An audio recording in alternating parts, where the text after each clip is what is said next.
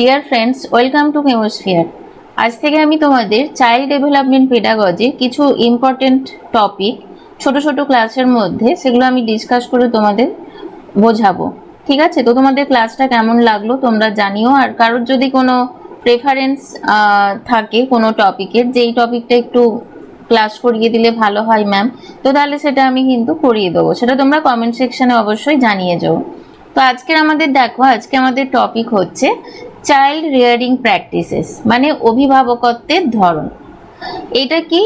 এটা যে সমস্ত কিছু ইনফ্লুয়েন্স করে কোনো একটা চাইল্ড রেসিং এর ওপর। ঠিক আছে? চাইল্ডের যে ডেভেলপমেন্ট হচ্ছে, ডেভেলপমেন্ট মিনস সমস্ত দিক থেকে গ্রোথ, ম্যাচুরিটি এবং অল রেসপেক্টে যে ডেভেলপমেন্টটা হচ্ছে তার ওপর অভিভাবকত্বের ধরন কীরকম।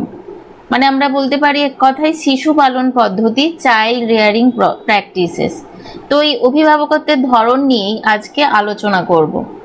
দেখো, দুই পেরেন্টিং স্টাইল চার রকম। ঠিক আছে? পেরেন্টিং স্টাইল চার রকম এখানে আছে। দেখো, বাংলা, ইংলিশ এগুলো সমস্ত কিছু দেওয়া আছে। তো একটা হচ্ছে ফার্স্ট যেটা বলবো সেটা হচ্ছে কর্তৃত্বপূর্ণ অভিভাবকত্ব, যেটাকে ইংলিশে বলছে অথরিটেটিভ পেরেন্টিং। তো তোমরা কিন্তু ইংলিশ টার্মগুলো তোমাদের অবশ্যই জানতে হবে। হতে পারে অনেক সময় ইংলিশ টার্মটাকে বাংলায় লিখে কোয়েশ্চেনে দিয়েছে। ঠিক আছে? তারপরেরটা দেখো, কর্তৃত্ববাদী অভিভাবকত্ব মানে অথরিটেরিয়ান পেরেন্টিং। অনুমতিদানকারী অভিভাবকত্ব মানে পারমিসিভ পেরেন্টিং। অবহেলামূলক অভিভাবকত্ব যেটাকে বলা হচ্ছে নেগলেক্টফুল পেরেন্টিং। তো এই পেরেন্টিং গুলো কিরকম, কি ব্যাপার, সেটাই আমি ডিসকাস করবো এবং এই রিলেটেড দুটো কোয়েশ্চেনও রেখেছি লাস্টে। তো লাস্ট অব্দি সবাই দেখবে। দেখো, অথরিটেটিভ যেটা আমরা দেখতে পাচ্ছি, কর্তৃত্বপূর্ণ অভিজ্ঞতা। এখানে কি হয়, কন্ট্রোলে রাখার জন্য শিশুকে, ঠিক আছে, শিশুকে কন্ট্রোলে রাখার জন্য কি করা হয়, শাসন করা হয়। ঠিক আছে? আর শুধু যে শাসন করা হয় সেরকম না, কন্ট্রোলে রাখার জন্য এদেরকে যেরকম শাসন করা হয় সেরকম অনেক ভালোবাসাও দেওয়া হয়। মানে এই পেরেন্টিংটা ওই টাইপের। তাহলে এখানে আমরা কি দিচ্ছি, কন্ট্রোল করছি। ঠিক আছে? শিশুকে কন্ট্রোল করছি এবং তার সাথে আমরা এখানে কি করব, যত্ন করব এবং অনেক ভালোবাসবো। ঠিক আছে? কর্তৃত্ববাদী যে অভিভাবকত্ব, এখানে কি আছে, এখানে অ্যাকচুয়ালি প্যারেন্টিংটা অন্যরকম। মানে যেটাকে আমরা বলি হিটলারি। ঠিক আছে? হিটলারি শাসন। মানে এখানে শুধু শাসনই থাকবে, মানে যা বলে দিয়েছি ওর বাইরে আর কোনো কিছু হবে না, শুধু হিটলারি শাসন চলবে। বাচ্চার এখানে মন মানসিকতা, তার ইমোশনাল দিকগুলো একদমই ভাবা হয় না। সেটাকে আমরা বলছি কর্তৃত্ববাদী অভিভাবকত্ব, মানে যা বলবে তাই শুনতে হবে। তারপরেরটা দেখো, বলছে অনুমতি দানকারী অভিভাবকত্ব, পারমিসিভ পেরেন্টিং। এটা কিরকম? এই পারমিসিভ পেরেন্টিংটা অ্যাকচুয়ালি এখানে কি হয়, মানে বাচ্চার মোহে বাচ্চা দোষ করুক যাই করুক বাচ্চাকে কিছু বলবে না, খুব প্যাম্পারিং করে। ঠিক আছে? বাচ্চাকে কিছু বলা হয় না, যে ও তো ছোট তাই ওকে কিছু বলছে না। তো কি করা হয়, এই বাচ্চাগুলোকে ডিসিপ্লিন সেইভাবে শেখায় না, কঠোর হাতে নিয়ন্ত্রণ করে না। ঠিক আছে? এই যে পারমিসিভ যে পেরেন্টিং, এদের কঠোর হাতে নিয়ন্ত্রণ করে না। এখানে কি করে, এখানে শুধুমাত্র ভালোবাসা ও যত্নে ভরিয়ে রাখে বাচ্চাদের, ভালোবাসা ও যত্ন। ঠিক আছে? নেক্সট হচ্ছে অবহেলামূলক অভিভাবকত্ব। তো এখানে যেটা হচ্ছে, এখানে কেয়ার করছে না, একদমই কেয়ার করছে না, নো কেয়ার নো কন্ট্রোল। ঠিক আছে? কন্ট্রোল তো করছেই না, তার সাথে কোনো কেয়ারও করছে না। মানে বাচ্চা জন্মেছে, ব্যাস বাচ্চা বাচ্চার মতো খাচ্ছে, বড় হচ্ছে, এরকম টাইপের ব্যাপারটা। মানে তার যে স্পেশাল নিডস, তার যে ইমোশনাল রিকোয়ারমেন্ট, মা বাবার কাছ থেকে যে একটা ভালোবাসা, কি মা বাবার সাথে খেলাধুলো করা, মা বাবার সাথে কিছু স্কুলের কোনো ইনসিডেন্ট, কোনো কিছু শেয়ার করা, এই সমস্ত কিছু হচ্ছে না। বা বাচ্চাকে ঠিকঠাক করে তার নিউট্রিশন ঠিকঠাক ফুলফিলমেন্ট হচ্ছে কিনা দেখা, তার খাবার দাবার তাকে যত্ন করে খাওয়ানো, এই জিনিসগুলো যখন করে না তখন সেটাকে বলা হয় নেগলেক্টফুল পেরেন্টিং। ঠিক আছে? সেটাকে বলা হচ্ছে নেগলেক্টফুল পেরেন্টিং। তো দেখো, এবার এগুলো আমি ডিটেলসে আরো ডিসকাস করছি, তার আগে বলে দিই একটা নিমোনিক। এই যে চার ধরনের যে অভিভাবকত্ব আছে সেটা কিভাবে মনে রাখবে। দেখো, PAAN, এই যে ওয়ার্ডটার মাধ্যমে তোমরা কিন্তু মনে রাখতে পারবে। P for permissive, A for authoritative, আর A for authoritarian, and N for neglectful. ঠিক আছে, তো এইটার সাহায্যে তোমরা কিন্তু এই নিমোনিকটার সাহায্যে মনে রাখতে পারবে। পারমিসিভ মানে উদার বা অনুমতি দানকারী, অথরিটেটিভ মানে কর্তৃত্বপূর্ণ, গণতান্ত্রিক। গণতান্ত্রিক মিনস সবার সাথে বাচ্চাদের সাথে আলোচনা, সুযোগ সুবিধা সবকিছু দেখে তাকে শাসন করা হয়। অথরিটেরিয়ান মানে এটা হচ্ছে কি কঠোর শাসন, বা কর্তৃত্ববাদী মানে আমি যা বলবো তাই, আমি যা বলবো শুনতে হবে, এরকম টাইপের একটা। মানে গণতান্ত্রিক ইন সেন্স এটা ডেমোক্রেটিক বা গণতান্ত্রিক নয়। নেগলেক্টফুল মানে উদাসীন, অবহেলামূলক। ঠিক আছে, বুঝতেই পারছো। তো চলো নেক্সট এবারে আমরা একটুখানি ডিটেলসে ডিসকাস করি। অথরিটেটিভ কর্তৃপূর্ণ, এটা কি? এটা হচ্ছে বেস্ট, এটা বেস্ট প্যারেন্টিং, অ্যাকচুয়ালি এটাই হওয়া উচিত। ঠিক আছে, বেস্ট প্যারেন্টিং। তো কিরকম, ধরো এক্ষেত্রে কি হয়, বাচ্চাদের জন্য একটা ডিসিপ্লিন তৈরি করেন, যে ডিসিপ্লিনের মধ্য দিয়ে একটা শিশুকে যেতে হবে, সেই নিয়মগুলো পালন করতে হবে। এবং তার সাথে কি করে, অভিভাবকরা আবার কিন্তু ভালোবাসাও দেয় এবং তাকে সাপোর্টও করে। ধরো সে বলছে যে এখন আমার পড়তে ইচ্ছে করছে না, আমি ড্রয়িং করব। তো বলছে ঠিক আছে চলো আমরা তাহলে দুজনে মিলে ড্রয়িং করি, এরকম ব্যাপারটা, যে আমরা দুজনে মিলে ড্রয়িং করি। তো তারপরে এবারে ধরো ড্রয়িং হয়ে গেল, আবার বলছে যে এবার তুমি পড়ো, বলছে না খেলবো। তখন তাকে ভালোবেসে বলবে যে না এখন পড়তে হবে, কারণ পড়াশোনা করাটা এটা একটা প্রধান দায়িত্বের মধ্যে পড়ে, নিজেকে পড়াশোনাটাকে দায়িত্ব সহ কন্টিনিউ করতে হবে, এটা তাকে বোঝাবে এবং বলবে আমরা পড়া হয়ে গেলে আমরা দুজনে একসাথে খেলবো। ঠিক আছে, মানে এই রকম ভাবে যে তাকে ভালোবেসে তাকে মোটামুটি একটা সাপোর্ট করে তার পাশে থাকা। এবং ধরো কোনো কিছু সে ভুল করছে, ঠিক আছে, সেক্ষেত্রে কি করবে, ভুল যদি করে তাহলে তাকে বলবে যে এইটা তাকে বোঝাবে যে এটা করা উচিত নয়, তার এই যে ভুল যে করছে এর পেছনে কারণটা সন্তানকে বোঝাবে, এবং এর জন্য ফিউচারে কি কি সমস্যা হতে পারে সেটাও বোঝাবে।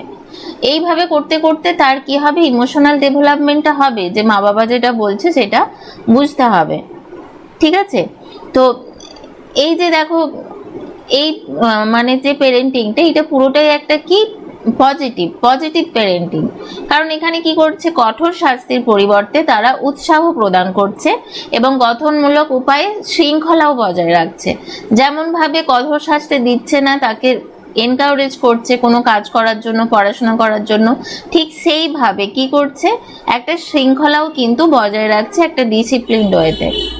ঠিক আছে, এবং এর ফলে কি হয়, এই যে এই প্যারেন্টিং তার ফলস্বরূপ কি পায়, যে শিশুরা কি হয়, ডিসিপ্লিনড হয়, তারা কি হয়, আত্মবিশ্বাসী, কনফিডেন্স থাকে তাদের অনেক। ঠিক আছে, এবং তারা যে কোনো কাজ স্বাধীনভাবে করতে পারে, দায়িত্বশীল হতে পারে, পড়াশুনো তারা ভালো করে করে, তারা কোনো একটা ডিসিশন নেওয়ার ক্ষমতা রাখে। ঠিক আছে, নেক্সট দেখো অথরিটেরিয়ান বা স্বৈরাচারী যে কৌশলটা, সেটার কথা বলছি। এখানে কি, এখানে অভিভাবকরা কোনো আলোচনা বাচ্চার সাথে করবে না, মানে ছোট যে শিশু সে যেন কিছুই বোঝে না, তার সাথে আলোচনা করার দরকার নেই, এরকম একটা মনে করে। তিনি যে রুলগুলো তৈরি করে দেন সেগুলোই কঠোরভাবে মেনে চলতে হবে, মানে আমি যা বলবো সেটাই বাধ্য হবে মেনে নিতে, এরকম না আমি যা বলছি তাই করতে হবে, এবং কেন করতে হবে কি ব্যাপার এগুলো কিন্তু বুঝিয়ে ব্যাখ্যা করে বলে না। ঠিক আছে, বুঝিয়ে ব্যাখ্যা করে বলে না। ওকে, তো এক্ষেত্রে কি হবে, এক্ষেত্রে যেটা হয় তাদের যে ইমোশনাল ডেভেলপমেন্ট সেইটা ঠিকঠাক করে হয় না। ঠিক আছে, এখানে যে ইমোশনাল ডেভেলপমেন্ট সেটা কিন্তু এখানে ঠিকঠাক করে হচ্ছে না, কারণ সে ভয়ে ভয়ে সব কিছু শিখছে। ঠিক আছে, এবং কোনো কিছু ভুল করলে তাকে কঠোর শাস্তিও দেওয়া হচ্ছে। এর ফলে শিশুরা হয়তো বাধ্য হবে যে আমাকে যে যা বলবে সব কিছু আমাকে শুনতে হবে। হয়তো দেখা গেল তাকে স্কুলে কোনো বাচ্চা তাকে টর্চার করছে বা তাকে বাধ্য করছে কোনো একটা ভুল কাজ করার জন্য, সে সেটাই করছে, কারণ সে ওটাতেই হ্যাবিচুয়েটেড যে আমাকে যে যা বলবে আমি সেটাই শুনবো। এই কারণে কি হয়, তার একটা আত্মবিশ্বাসটা একদম কমে যায়, আত্মবিশ্বাস তার থাকে না, সে একাগ্রতা হারায়, এবং যেহেতু অবভিয়াসলি কনফিডেন্স না থাকলে সে একটা হীনমন্যতায় ভোগে। ঠিক আছে, সে নিজেকে কি করবে, অযোগ্য মনে করবে, অযোগ্য, সব কিছুতে অযোগ্য, অন্যের উপর নির্ভরশীল, যে আমাকে অন্যরা যা বলবে আমি সেটাই করব, আমার নিজস্ব কোনো মতামত নেই, আমার নিজের কোনো ডিসিশন নেওয়ার ক্ষমতা নেই, এরকম একটা ভাবে সে বড় হবে। ঠিক আছে, এইটা খুবই খারাপ, এর ফলাফল খুবই খারাপ হয়। তো নেক্সট যেটা বলবো সেটা হচ্ছে পারমিসিভ। পারমিসিভ মানে কি, এখানে কিছু নিয়ম নেই। ঠিক আছে, সন্তানের সাথে কোনো রকম কি হয়, কোনো ঝামেলা ঝঞ্ঝাট দ্বন্দ্বে জড়াতে চায় না। ঠিক আছে, এখানে যেন পেরেন্ট আর সন্তান এরা যেন কি থাকে, বন্ধুর মতো, বন্ধুর মতো তার সাথে খেলছে, ঠিক আছে, হাসছে, একসাথে পড়াশোনা করছে, হয়তো পড়তে পড়তে হয়তো পেজ ছিঁড়ে দিল খাতার, কিছু বললো না, আবার পরের পেজটা উল্টে দিল, এখানে লেখো, এরকম। মানে ওটা যে করা উচিত নয় বলছে না, হয়তো ধরো কালার পেন্সিল, সেগুলোকে ছোট ছোট অনেক, এগুলো বাচ্চাদের দেখা যায়, ছোট ছোট অনেকগুলো টুকরোতে ভাগ করে ফেলে দিচ্ছে ছুঁড়ে, যে সেটা যে করা উচিত নয় সেটা বলতে হবে, সেটা করছে না, কি করবে, নতুন একটা কালার বক্স এনে দিল। তাহলে কি, সে তো বুঝলো না এটা, যে আমি যেটা করলাম, নষ্ট করে দিলাম একটা জিনিস, ওটা করা উচিত নয়, সেটা সে বুঝলো না। ঠিক আছে, এর ফলে যেটা হবে, শিশুদের আত্মনিয়ন্ত্রণ থাকবে না, আত্মনিয়ন্ত্রণ থাকবে না, এবং ডিসিপ্লিন যদি না হয়, কোনো নিয়ম শৃঙ্খলা যদি না মেনে চলে, খুব স্বাভাবিকভাবে কখন কি করতে হয়, কোন সময়ে কি করতে হয়, এই জিনিসগুলো সে বুঝবে না, তাই না? ঠিক আছে, এবার দেখো নেক্সট আসছে নেগলেক্টফুল বা অবহেলার যে প্যারেন্টিং, সেটা এক্ষেত্রে কি হয়, শিশু আর অভিভাবক এদের মধ্যে কি থাকে, মানসিক টান থাকে না। ঠিক আছে, ছেলে মেয়ে আর মা বাবার মধ্যে কি হয়, সোশিও ইমোশনাল রিলেশনশিপটা গ্রো করে না, সোশিও ইমোশনাল রিলেশনশিপ গ্রো করে না। ঠিক আছে, তার কারণ কি, ধরো মা বাবা হয়তো তাদের প্রফেশনাল লাইফ নিয়ে বিজি আছে, বাচ্চা হয়তো কোনো কেয়ারটেকারের কাছে বড় হচ্ছে, কেয়ারটেকার তাকে সারাদিন সামলায়, কোনো খোঁজ খবর রাখে না, স্কুলে কি পড়াশুনো করা হচ্ছে, ছেলের যে ইমোশনাল নিডস, তাকে পার্কে নিয়ে যেতে হবে কিনা, তার সাথে খেলতে হবে কিনা, এই সমস্ত খোঁজ খবর রাখে না, পুরোটাই একটা উদাসীন ব্যাপার, এবং খুব স্বাভাবিকভাবে কোনো রকম নিয়ম, ডিসিপ্লিন, শাসন কোনো কিছুই থাকে না, কারণ তারা কোনো ঝঞ্ঝাট পছন্দই করছে না, জাস্ট বাচ্চা বড় হচ্ছে বাড়িতে, এরকম একটা ব্যাপার। ঠিক আছে, মানে কি, তাদের যে ডেভেলপমেন্টের যে বিভিন্ন রকম ডিরেকশন থাকে, বিভিন্ন রকম ডিসিপ্লিন, সেই নিয়মানুবর্তিতার মধ্য দিয়ে বাচ্চাটা যাচ্ছেই না, তো খুব স্বাভাবিকভাবে সে শিখছে না, এই কারণে সে কোনো রকম খারাপ পরিস্থিতি হ্যান্ডেল করতে পারবে না, একটা মেন্টাল সবসময় ডিপ্রেশনে থাকবে না। বা অন্য শিশুদের ধরো যখন দেখবে যে তাদের মা বাবাদের সাথে তারা কতটা হাসি খুশি আছে, ঘুরতে যাচ্ছে, বেড়াতে যাচ্ছে, তখন সে একটা কি হবে, মানসিক সংকটের মধ্যেও থাকবে, এবং খুব স্বাভাবিকভাবে যদি ইমোশনাল মেন্টাল এই ডেভেলপমেন্টগুলো ঠিকঠাক না হয়, সে অবভিয়াসলি সে পড়াশোনাতে পিছিয়ে পড়বে, তার পড়াতে মন বসবে না, কি করে মন বসবে, তাই না? এবং সব সময় প্রত্যেকটা স্টেপে তার অন্যদের সাথে একটা রিলেশন তৈরি করতে, সম্পর্ক তৈরি করতে সে সমস্যার মুখোমুখি হবে, সেটা চাইল্ডহুডে তার ফ্রেন্ডের সাথে হোক, বা পরবর্তীকালে অ্যাডোলেসেন্সে যে বিপরীত জেন্ডারের প্রতি যে একটা অ্যাট্রাকশন কোনো গার্লফ্রেন্ড বা বয়ফ্রেন্ড তৈরি করার সময় সেই ক্ষেত্রে হোক, বা ইন ফিউচার প্রফেশনাল লাইফে কলিগদের সাথে, প্রত্যেকটা ক্ষেত্রে তারা কি করবে, সমস্যার সম্মুখীন হবে, কারণ তারা তাদের মা বাবার কাছে এতটাই নেগলেক্ট হবে যে তারা ঠিকঠাক ভাবে তাদের মেন্টাল ডেভেলপমেন্টটা হবেই না। ঠিক আছে, তো এগুলোই ছিল। দেখো এখানে ছোট করে আমি একটা ছবির মাধ্যমে এগুলো বুঝিয়ে দিয়েছি, যে যেমন অথরিটেটিভ প্যারেন্টিং এ কি করছে, দেখো মা আর বা শিশু এরা দুজন একসাথে কি সুন্দর বিল্ডিং ব্লক দিয়ে বাড়ি বানাচ্ছে, তার মানে কি দুজনের মধ্যে কানেকশন খুব ভালো আছে, দুজনের মধ্যে কানেকশন খুব ভালো। ঠিক আছে, এবং বাচ্চাটাও হ্যাপি, এবং এদের ফলে কি হচ্ছে, এরা স্বাধীন আত্মবিশ্বাসী হয়। অথরিটেরিয়ান প্যারেন্টিং এ কি বলছে দেখো, বাচ্চাটা মাথাটা নিচু করে শুনছে তার বাবা যা বলছে, মানে কি এখানে সাপোর্টটা ভীষণ লো, সাপোর্ট বাচ্চাকে দিচ্ছে না, যা বলবে তাই শুনতে হবে, শাস্তিমূলক ব্যবস্থা করে। আর এখানে অন্যদিকে এইটাতে কি হচ্ছে, হাই অথরিটেটিভ প্যারেন্টিং এ হাই সাপোর্ট পাচ্ছে। ঠিক আছে, পারমিসিভ প্যারেন্টিং এ দেখো দুজনে মিলে এদের কোনো ডিসিপ্লিন নেই, দুজনে দেখো সব ছড়িয়ে ছিটিয়ে একসাথে আইসক্রিম খাচ্ছে বসে, ঠিক আছে, বেশ আনন্দে আছে। মানে এখানে কেয়ার ভীষণ করছে, কেয়ারটা ভীষণ হাই, এবং এর ফলে কি হবে, আনডিসিপ্লিনড হয়ে যাবে। নেগলেক্টিভ প্যারেন্টিং এ দেখো কি করছে, এই যে বাবাটা ফোনে কারোর সাথে কথা বলছে ট্যাব দেখতে দেখতে, কোনো প্রফেশনাল ওয়ার্কে সে বিজি আছে, আর বাচ্চাটা দেখো মুখটা কিরকম যেন কষ্ট একটা ফ্যাকাশে হয়ে আছে, হাসি নেই, আর নিজের মতো কাজ করে যাচ্ছে। ঠিক আছে, এইরকম অ্যাকচুয়ালি এই চারটে প্যারেন্টিংকে এইভাবে ব্যাখ্যা করা যায়। তাহলে দেখো অ্যাট দ্য কনক্লুশন আমরা কি বলতে পারি, কনক্লুশনে পৌঁছে গেছি, কি বলবো দেখো, পারমিসিভ যে প্যারেন্টিং সেখানে কন্ট্রোল ভীষণ লো, ঠিক আছে, এবং কেয়ারটা হাই, সেটাই আমরা দেখলাম, যত্ন খুব করছে বাট ডিসিপ্লিন নয়, কন্ট্রোল খুব লো। অথরিটেটিভে আমরা যেটা দেখলাম, কন্ট্রোলও হাই এবং তার সাথে কেয়ারও হাই, তাই তো, কন্ট্রোল তো করতেই হবে, তার সাথে কেয়ারও দিচ্ছে, মানে এটা হচ্ছে বেস্ট প্যারেন্টিং।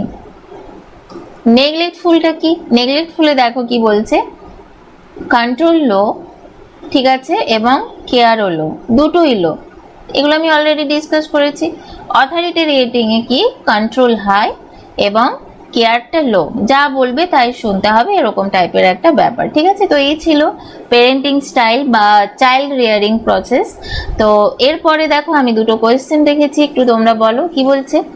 কোনো লালন পালন শৈলীকে গণতান্ত্রিক হিসেবে বর্ণনা করা হয়েছে যেখানে সন্তানের সাথে একসাথে সমস্যার সমাধান করা হয় এবং এটিকে সেরা লালন পালন শৈলী হিসেবে বিবেচনা করা হয়, কি হবে অ্যান্সার? এতক্ষণ আমি ডিসকাস করে দিয়েছি এগুলো, এটা হয়ে যাবে অথরিটেটিভ লালন পালন। ওকে, অথরিটেটিভ লালন পালন, ক্লিয়ার? নেক্সট, অভিভাবক অত্যন্ত কঠোর শাসনকারী কড়া নিয়ম তৈরি করেন, একতরফা যোগাযোগ বজায় রাখেন এবং সন্তানের সামাজিক ও আবেগগত চাহিদার প্রতি খুব একটা মনোযোগ দেন না।